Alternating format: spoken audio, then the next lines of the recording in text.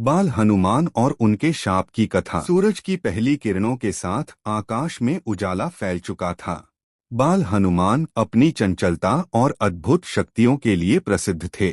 उनकी शक्तियां इतनी असाधारण थीं कि वे कभी किसी भी काम को बिना सोचे समझे कर डालते। एक दिन उन्होंने आकाश में चमकते हुए सूर्य को एक बड़ा लाल फल समझ लिया और उसे खाने के लिए उड़ चले। सूर्य की ओर बढ़ते बाल हनुमान को देखकर देवता घबरा गए। इंद्र ने अपने वज्र से बाल हनुमान को रोकने की कोशिश की। वज्र के प्रहार से हनुमान बेहोश होकर पृथ्वी पर गिर पड़े।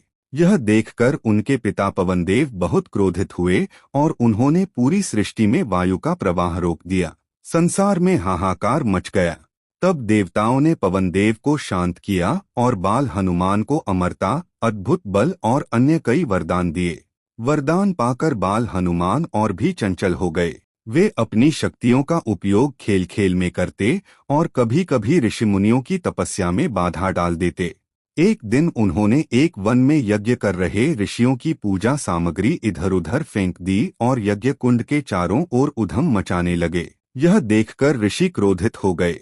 ऋषियों ने कहा, बालक, तुम्हारी शक्तियां असाधारण हैं, पर तुम उनका गलत उपयोग कर रहे हो। इससे संसार में अनर्थ हो सकता है। इसलिए हम तुम्हें शाप देते हैं कि तुम अपनी इन शक्तियों को भूल जाओगे। केवल तब ही तुम्हें अपनी शक्तियां याद आएंगी जब कोई तुम्हें उनका स्मरण कराएगा और उनका उपयोग धर्म और लोकहित के लिए होगा।